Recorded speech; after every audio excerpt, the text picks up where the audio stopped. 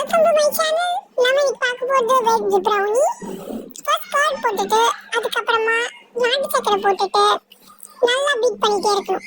நல்லா பீட் பண்ணிட்டே இருந்துட்டு அதுக்கப்புறமா ஒரு பவுல்ல டார்க் சாக்லேட் போட்டுட்டு பட்டரும் போட்டுட்டு நல்லா டபுள் பாயிலிங் மெத்தட்ல சூப்பரா மெல்ட் பண்ணிட்டே இருக்கணும். ஒரு துளி ஆஃப் லம்ஸ் கூட இல்லாம நல்லா கலரிட்டே இருக்கணும்.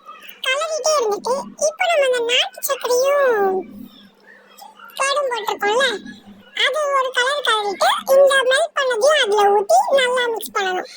நல்லா மிக்ஸ் பண்ணிட்டு அடுத்தது நம்ம வந்துட்டு மைதா, அந்த மைதாவையும் அது கூட ஆட் பண்ணி நல்லா மிக்ஸ் பண்ணணும். மிக்ஸ் பண்ணோம்னா இந்த கன்சிஸ்டன்சி வரும். இந்த கன்சிஸ்டன்சி வந்த உடனே ஒரு பாத்திரத்துல எண்ணெயோ நெய்யோ ஊற்றி தடவி வச்சுட்டு அதுல இந்த பேட்டரை போடணும். பேட்டரை போட்டுட்டு இருக்க டார்க் சாக்லேட்டை அதுல வச்சுட்டு அப்புறமா ப்ரீஹீட் பண்ண இட்லி பானையில அடியில கனமான ஒரு பாத்திரம் வச்சு அதுக்கு மேல இந்த பேட்டரையும் வச்சு க்ளோஸ் பண்ணிடணும். இப்போ ஓபன் பண்ணி 20 மினிட்ஸ்க்கு அப்புறமா ஓபன் பண்ணி பார்க்கணும். பார்த்தோம்னா ஃபோக்ல குத்தி பார்த்தா ஒரு டாக் கூட ஒட்டக்கூடாது.